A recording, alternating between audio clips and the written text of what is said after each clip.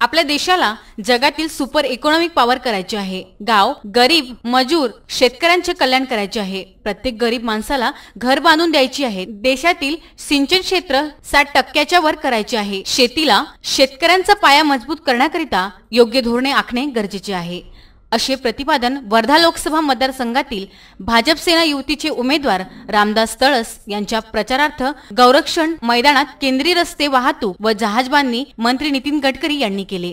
कॉन्ट्रॅक्टरला contract घेण्याकरता माझ्याकडे यावं नाही लागलं। Corruption free, transparent, time bound आणि चांगलं काम झालं पाहिजे हेच सांगितलं आणि म्हणून आपला देश बदलतो आहे।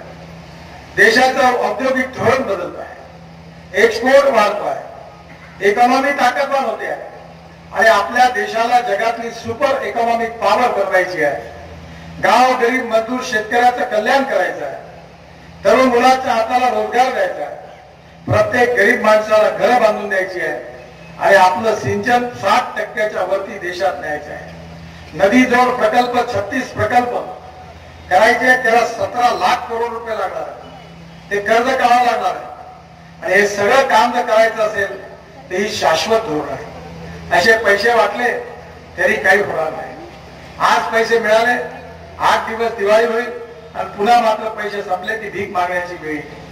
त्यापेक्षा शेतीला, शेतकऱ्याला, तरुण मुलाला त्याचा स्वाभिमानी त्याच्या पायावर उभं करणारं योग्य धोरण या देशात आखणं हीच देशाची सगळ्यात मोठी आवश्यकता आहे। आणि म्हणून या दृष्टीने आपल्या आशीर्वादाने बरेच प्रयत्न या 5 वर्षात झाले, पण हे बिमारी 70 वर्षाची आहे आणि हे काँग्रेसने निर्माण केलेली बिमारी आहे। हे 5 वर्षात सुटणारे प्रश्न नाही आहेत। पण मला याचं समाधान आहे की ज्या दिशेने आपण प्रयत्न केलेला आहे त्या दिशेने नक्कीच कामाला सुरुवात झालेली आहे।